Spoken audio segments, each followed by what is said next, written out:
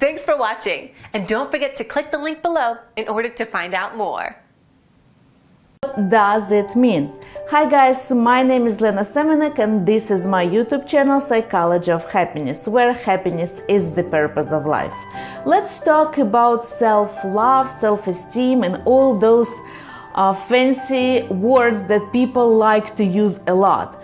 I take yoga classes and a lot of my teachers are talking about self-love. You have to love yourself, you have to accept yourself, you have to send love energy to yourself and to others. If you love yourself, you're gonna be happy. But in reality, what does it mean? How do you know, do you love yourself or not? Is it enough or it's not enough? How can you actually understand those words? According to Wikipedia and Google, self-confidence is self-assurance in your own judgment, ability, skills, power. Self-esteem is a self-confidence in your own abilities. Self-love is self-acceptance, acceptance of your own abilities, skills, power. And self-acceptance is acceptance of self. Still confusing, right? Still not clear. It's one word describing another and it's not quite clear what's the difference. Okay, let's put it in order and I will start with self-acceptance. Self-acceptance means that you know that you're not perfect and you're okay with that. You know that you can make mistakes. You're not punishing yourself, you're not blaming yourself, you don't feel, guilty for a week because you did a mistake. You know that you're a human being and you know that people make mistakes. And the most important, you know that you can make mistakes and you're okay with that. Self-acceptance also means that you're okay with your body.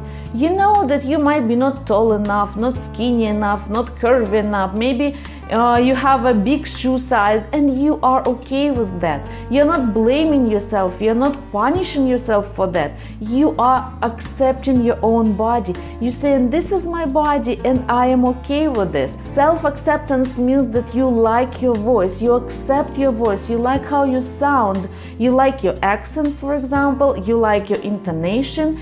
You try actually to record yourself. Just record yourself on your own cell phone and look at the video. And do you like what you see on the video? Are you okay with what you see on the video? Are you okay with your own voice? Are you okay with your own gestures, with your intonation? When you stop comparing yourself with other people, it means that you accepted yourself, finally. Because when we compare ourselves with others, we're not accepting ourselves. So when you see someone who has a better car, better career, better job, better house, better girlfriend, better husband, do you feel terrible? Do you feel bad about yourself that you don't have it? Or you feel like, I really want it too. You don't feel that you were bad or that the person is better than you. You just think, that's cool. I really want to get those things too. I really want to have a better car. I really want to have a better house. But you don't feel bad. You don't feel bad about yourself. You don't feel that the other person is better. So if you want something that other person has, that's okay. But if you feel terrible, if you feel that the other person is better because he's skinnier, taller, smarter, then you're still comparing yourself. You did not accept yourself. Now let's talk about self-love. If you accepted yourself, then you can love yourself. Meaning, you know that your legs may be not tall enough, but you still love your legs. You know that maybe your body is not super sexy and you don't have six packs, but you still love your body. Self-love means that you can hug yourself, kiss yourself, and when you look at them in the mirror, you like what you see. This is a funny test for you to see if you love yourself truly. The question is, would you like to have sex with yourself? Do you think that this person is attractive? Do you like this person? Do you feel like that emotional connection with that person? Do you want to spend time with that person? Would you like to hang out? Would you like to have romantic relationship? How do you feel about that person? Just imagine, look at yourself like from the side. And what feelings do you have towards yourself? So do you accept yourself for who you are? Do you love yourself? Do you feel passionate, loving, caring, emotional feelings towards yourself or not? Self-esteem. Let's talk now about self-esteem. So self-esteem is self-judgment. Let's say this is the self-esteem. Just imagine the line. And on this side is low self-esteem. When you feel bad about yourself, it's a victim behavior. And on that side of the line, it's selfishness. When you think that you are God, and in reality you are not. So good self-esteem is somewhere in the middle.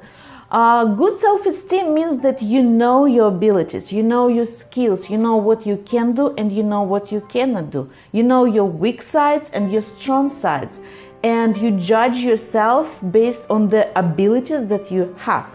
So once you love yourself, once you accept your body, once you are okay with yourself, you can judge yourself in a normal way. You know exactly who you are and you know what you're capable of in a good and in a bad way. And finally, self-confidence. Self-confidence is self-assurance in your own judgment, your own abilities, in your own skills.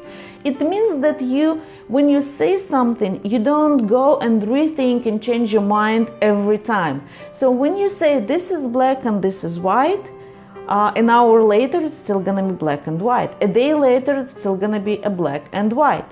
When the person is asking you, can you do this? If you say yes I can, you know that you can. Then it means that you're confident in your own skills, in your own abilities, in your own decisions, in your own feelings.